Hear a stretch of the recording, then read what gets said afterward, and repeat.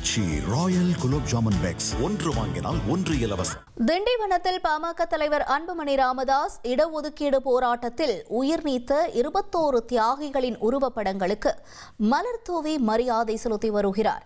இதுகுறித்த கூடுதல் தகவல்களை செய்தியாளர் பூமிநாதன் வழங்கிட நாம் கேட்கலாம். பூமிநாதன், வணக்கம். நிகழ்வு தொடர்பான தகவல்களை பகிர்ந்துக்கோங்க.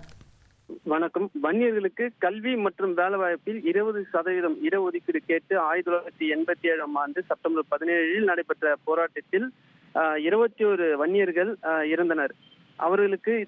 இவர்கள் இதனை தியாகிகள் தினம் என கொண்டாடி வரும் நிலையில் இன்று செப்டம்பர் 17 தினத்தை முன்னிட்டு விழுப்புரம் சாலையில் உள்ள தனியார் திருமண மண்டபத்தில் 21 பேர் திருவுருவம் மாலை பூ போட்டு அதே மரியாதை செலுத்தி அன்புமணி ராமதாஸ் தற்போது சென்றுள்ளார். மேலும் இதனைத் தொடர்ந்து சித்தனி, பாப்பம்பட்டு, பனியபுரம், கோலினூர் உள்ளிட்ட பகுதிகளுக்கு சென்று அங்கேயும் அந்த கல் தூண்களுக்கு மரியாதை செலுத்தியுள்ளார்.